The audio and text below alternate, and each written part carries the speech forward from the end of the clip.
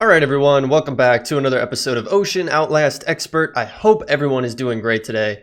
I know that I am. We're jumping right back on into things today, and boy do we have some stuff to catch up on. So, on Friday the 21st, we did a 5-hour stream over on Twitch. I have that linked down in the description.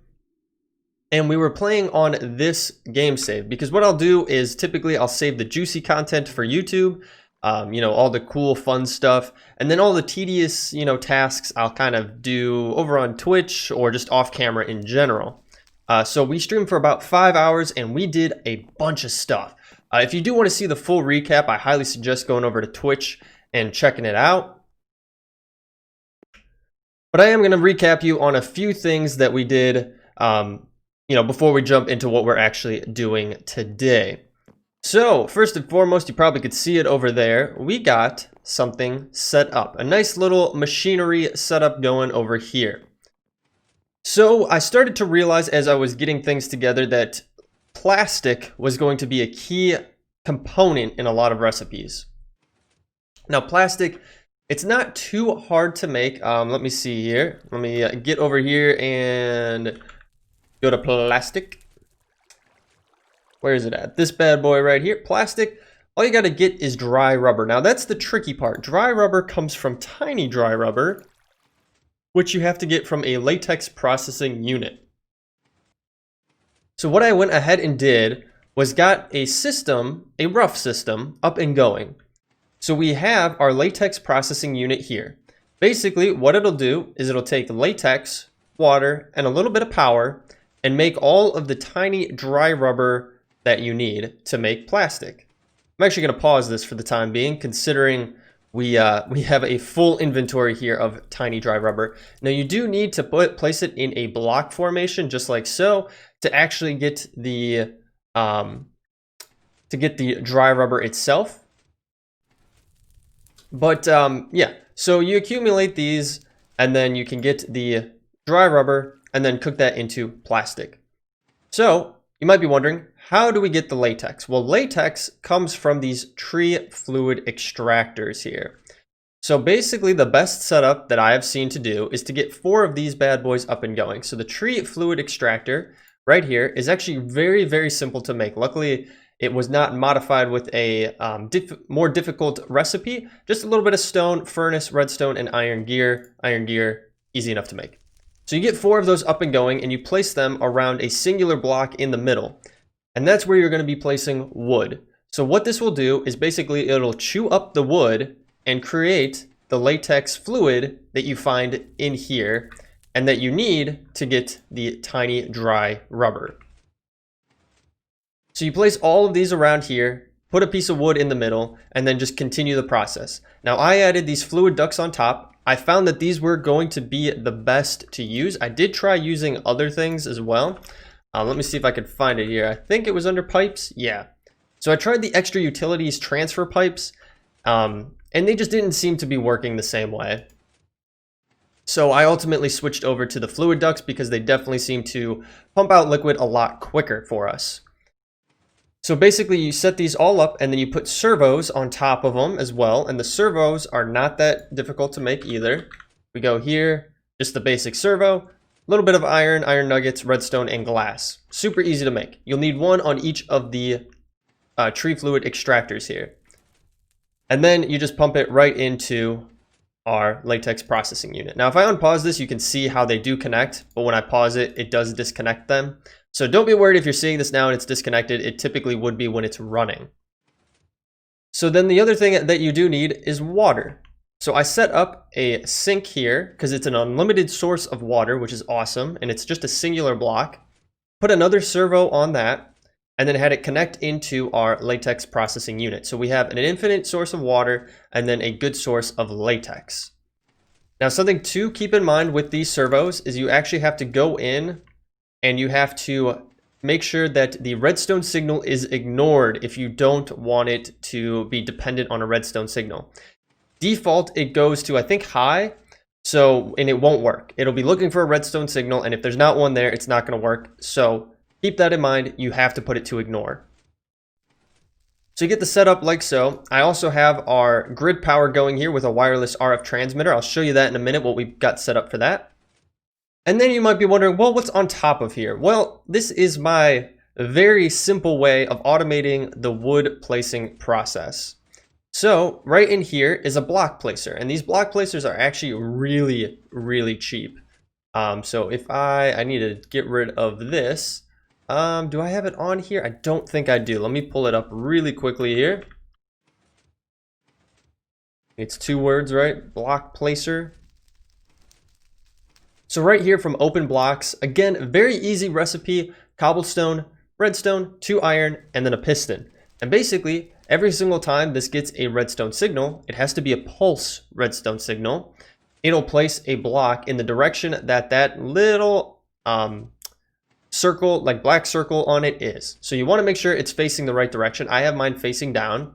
And then in order to get the pulse going, I put a redstone clock above it. Now this, again, very easy to make, and it mimics if you were to create an actual redstone clock out of redstone in Minecraft, because that is a possibility that you could do. Obviously it takes up a lot more space, whereas the redstone clock is a singular block. And as you can see, very easy: couple stone, couple redstone, and a redstone torch. So basically, this will pulsate, and you can't hear it right now, but it's going to pulsate around, and it'll basically be turning on and off the block placer. So it'll keep going, and then once these tree fluid extractors remove the block that is hidden in there, remove the tree block that's in there, it'll place another one automatically for us. Now you might be wondering, what is this sound muffler on top? Well, the sound muffler, very easy to make, just a note block and some wool. The note block, pretty easy. You just need some planks around a redstone. It muffles the sound for us, obviously. If I were to take it off, you can hear what we would have to deal with all the time. Because it is a very crude setup, there's definitely better ways to do it, but I mean, for very minimal amount of resources is the best way to do it. Yeah. It's going to be loud. So I put this muffler on top of it so you don't hear it anymore. Now it only works with a certain distance. So like if we're over here and let's say I'm like mining up a grass block, you're not going to hear it that well. See, really couldn't hear it. However, if we come over here to the stairs, which isn't even that far away, we can place a block and actually hear it be placed. So it's not like a very definitive block to muffle the sound on. It's not like it's only muffling that block sound. It muffles sound in a radius around it. So just something to keep in mind. But yeah, pretty cool setup. And honestly, I think it is, for an early game way of doing plastic, I think it's a great way to do it. So, and obviously you could automate it a little bit more if you so choose to do. You could easily have it hooked into an auto crafter and then have that craft into the dry rubber and then have it pump into a furnace to automatically get you plastic going. But it creates plastic so quickly for us that I don't need that much plastic. So that is our nice little setup to get plastic going. And then I'm going to run you over, well, first and foremost, I said I was going to show you this. This is the wireless RF battery. This is what you need if you want to wirelessly provide power over to different areas. So if we wanted to have, well, we do have that wireless receiver over there on that block. In order to have that working properly, you have to have the wireless RF battery. Now this boy is not hard to make either.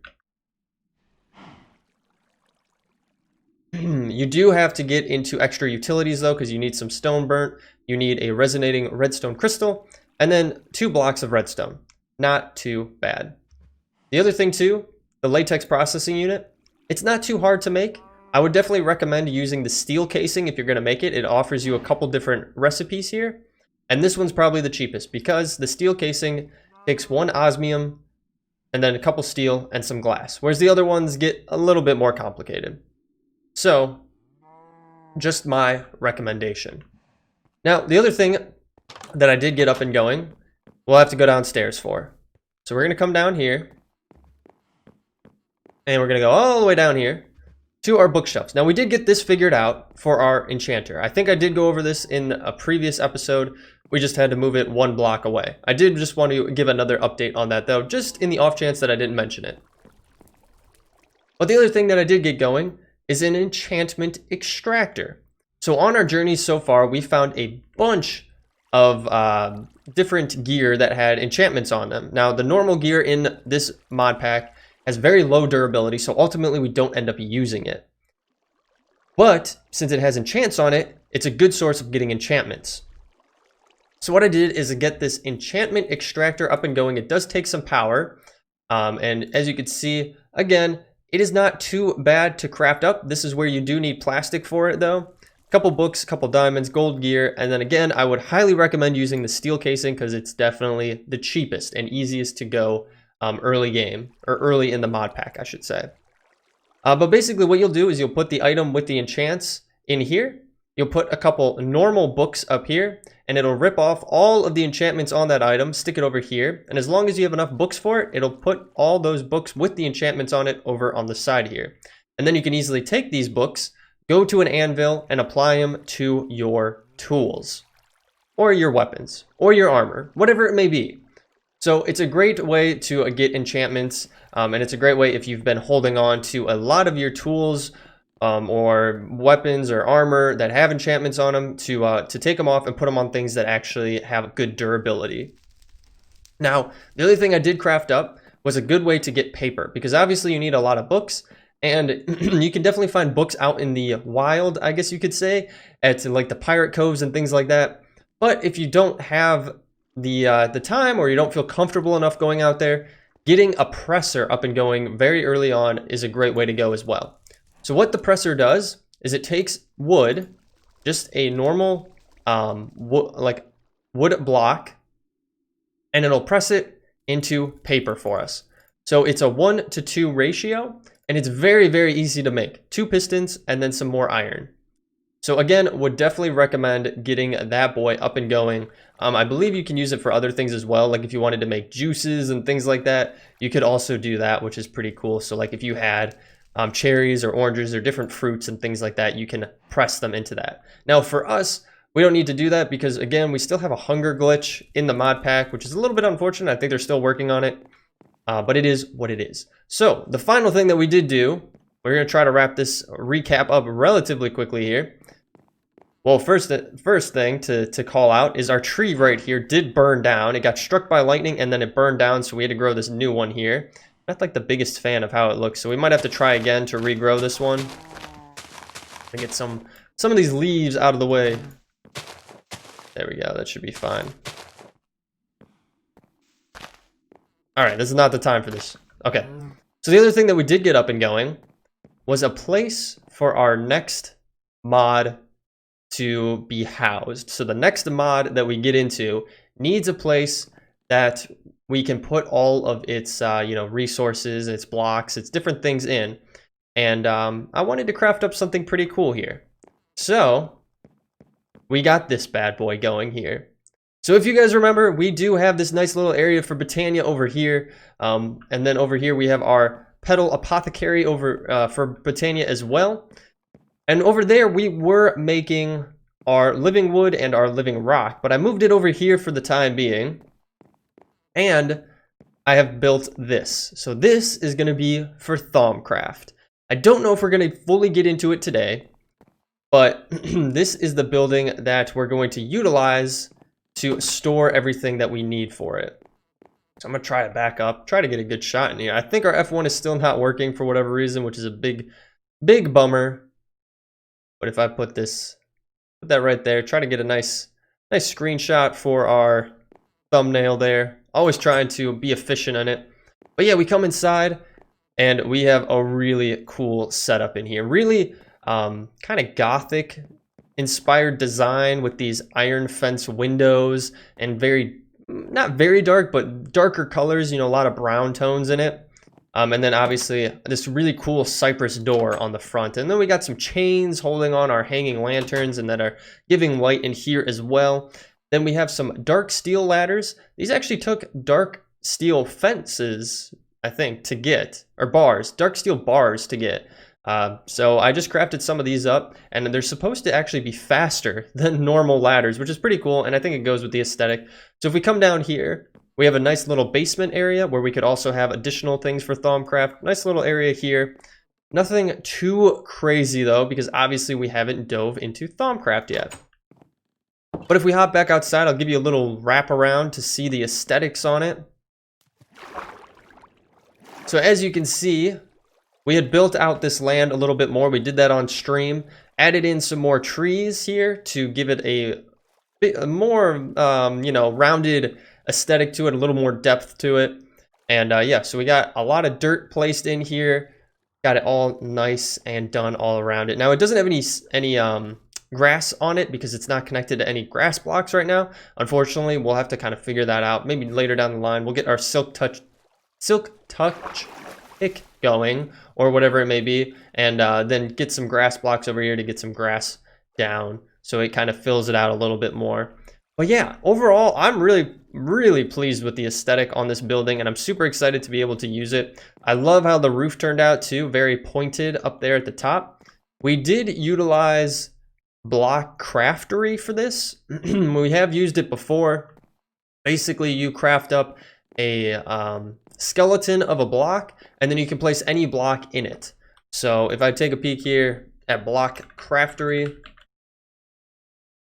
you can craft up a bunch of frames, and then you place any kind of block that you want in it, and it'll take on that texture of the block in the form of whatever frame you make. Because sometimes blocks don't have that certain crafting recipe. So like for the frame stairs, the smooth chiseled dark oak wood that we have now gone with, you can't craft that into a stair. So what I did instead is I used the block craftery stairs, and I placed that smooth dark oak wood plank in there, and then it kind of just blends in. So it's a really nice option to have. But yeah, I'm super pleased with how this turned out. So yeah, that is pretty much it. Doesn't seem like a lot of stuff, especially because we did a 5-hour stream. You'd think there'd be more, but it did take some time to get that house up and going for our Thaumcraft setup. So you might be wondering, what are we doing today then?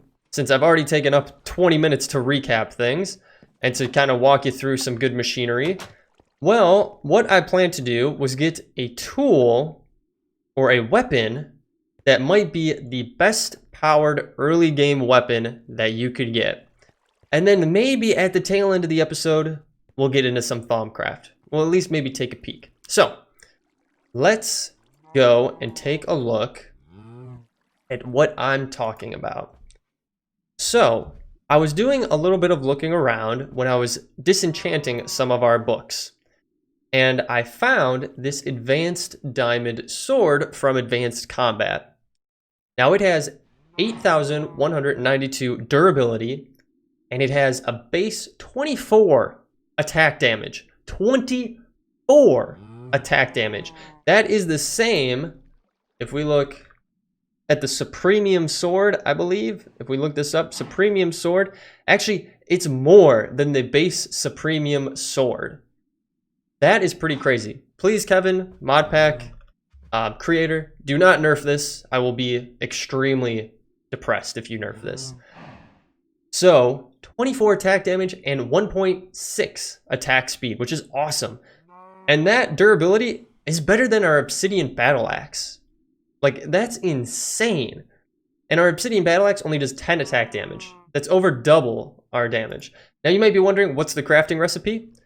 Well, just a diamond sword, which is pretty easy. But this is where the pricey part comes into it. You need 8 diamond blocks in order to do it. So you're looking at, I think it's 72, right? 8 times 9 is 72. You need 72 diamonds in order to get that. And then obviously if you're making a diamond sword, you need the additional 2 diamonds on top of that to make the sword. But I'm assuming by this point in time you probably already have one laying around. But luckily for us, we have all that. Except for our sword. We need the sword, which I think I put away somewhere. So we have to go downstairs. All right, hang on. We got to go downstairs and grab a sword. I thought I was more prepared than this. I led up to a great climax there, and then I definitely let y'all down. So go over to here. Honestly, just take a sword that is doesn't have anything on it, because when you do craft into a different thing, like if you use a sword with an enchantment on it for crafting, you lose those enchantments. So I would recommend not using one with enchantments on it. Like I could show you, like we'll use one that I don't really care about that has enchantments on it. Like this one has Headhunter 3 on it. I think I already have a book of it, and I'll show you real quickly what I mean. So we hop out of that, do this, get that, we'll place this in here. And as you can see, it's gonna make a sword without that Headhunter 3 on it. So again, just keep that in mind. If there are enchantments on the sword that you are planning to use, make sure you take them off or use a different sword. So just like that, we get the advanced diamond sword. And oh boy, this thing is gonna do some damage. Now, what's next for us to do? Oh, enchant this for sure. We have a couple of enchants that I have been collecting over time that I definitely wanna put on here.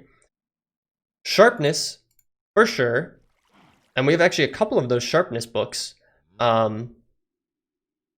We also have, so we have Insight 3, we have a Leech as well, restores health when a mob is killed, increases experience gain, Headhunter, so this was the one that was on the sword that we used as the tester there, so mobs may drop their head when killed. It's kind of interesting. Then there's Corrosive, which is kind of cool.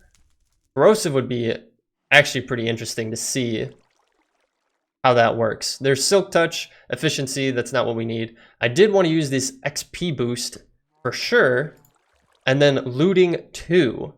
So it's not looting 3, but honestly, I think it would be perfectly fine. I don't think we need to go any more than that.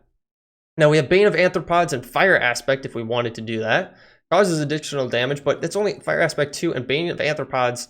I mean, we're not really fighting that many spiders, are we? Spiders and silverfish, yeah, we're not really fighting that.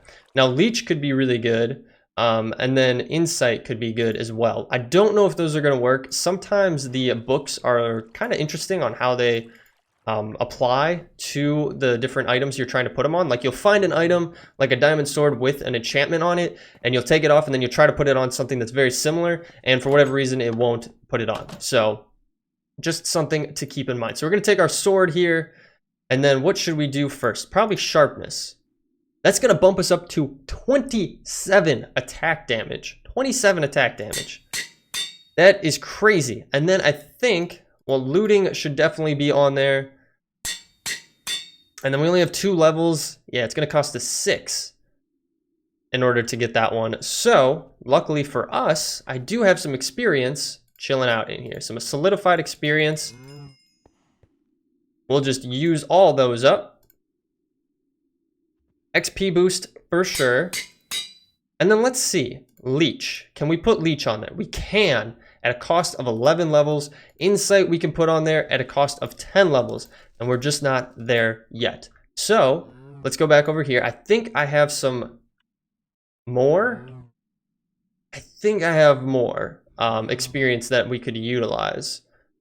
Bottle of Enchanting. We have a lot of them. Okay.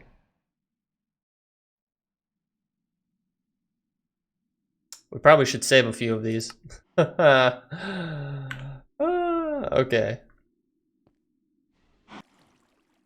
Alright, so the bottles of enchanting aren't the best, so we're going to hold off on those, and we're going to hold off on those last 2 books then. So we're not going to put those on just yet. But hey, look, we have a perfect test subject for our new sword.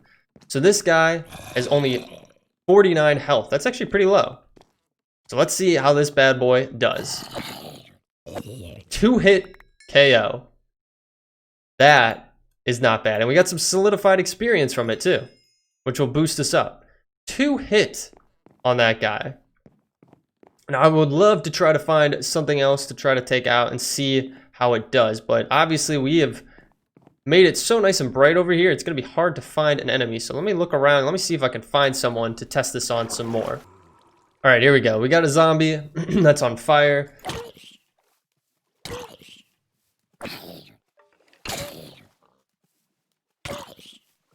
It's obviously not a one-hit kill on this guy, but for having almost 100, by having 115 damage, I don't think it's that bad of taking him out. I think we did pretty good taking them out. And we're up to 20 levels already. Holy smokes. Actually, that's a great place. I should go down there and do some hunting, realistically. But yeah, this thing is a beast. Definitely would recommend it if you have the resources in order to do so. So, with that being said, let's get organized here. I don't think I can have this heart right now. Yeah, we need 30 XP levels for that, and we don't have it. Got a little bit of that. You can put these away, put that away, put the paper away. Obsidian battle axe. I'm sorry, my friend, you are getting retired. Do not need you. And we can actually toss out a bunch of stuff that we really just don't need on us.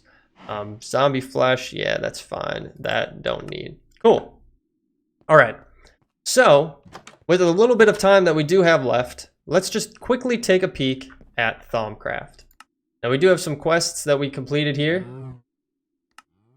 Which was it? Kill a concussion creeper. Oh, I guess I did that at some point in time. The Hunter's Crate.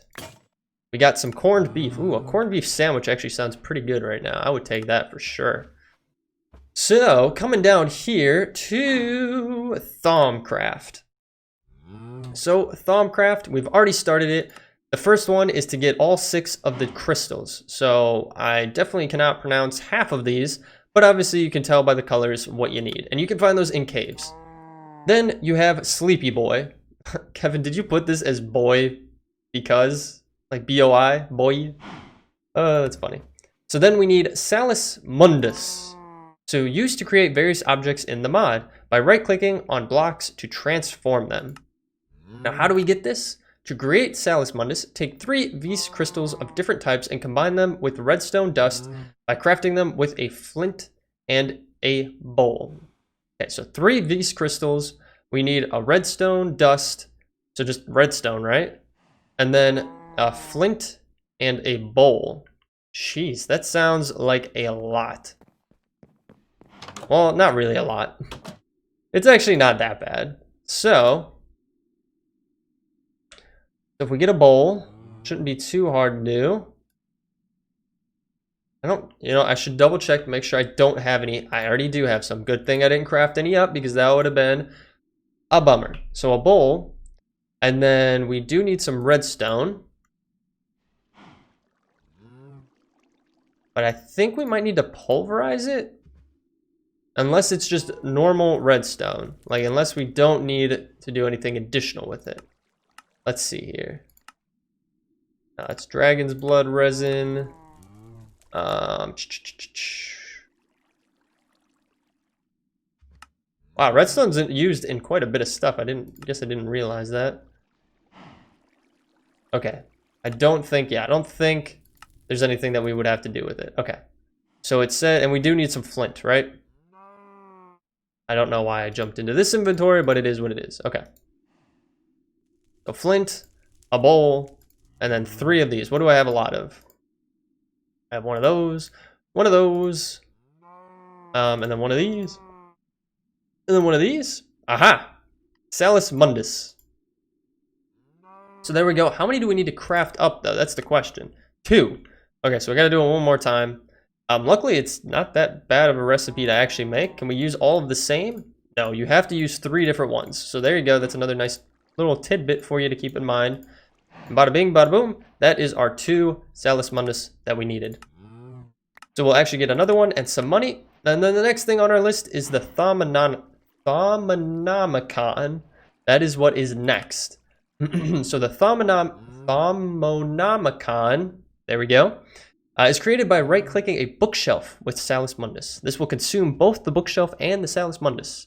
The Strange Dreams book must be obtained first, but is not used in the creation of the Thaumonomicon. In-game documentation about topics and items from the mod. Oh, I don't know what that means. I don't know what that means. Dream? Yeah, Strange Dreams. So we'll grab that. It says it's not used, so we should be fine. But I just want to have it on us just in case. So let's run back over here. And this is where we're going to get things going. But we're at that time. I definitely don't want to click on things with it because I don't know what's going to happen. It did say that this is used to change blocks into different things. But we have our bookshelf here. You just need a normal bookshelf from my understanding. And we're going to use it on that to get our Thaumonomicon. But guys, we are at that 30-minute mark. So we're going to wrap things up. I hope you all enjoyed today's episode. I know it's a little bit of a more talkative episode than normal. Kind of recapping some of the stuff that we had done off camera and over on Twitch. And then also, you know, going through and getting our awesome sword setup going.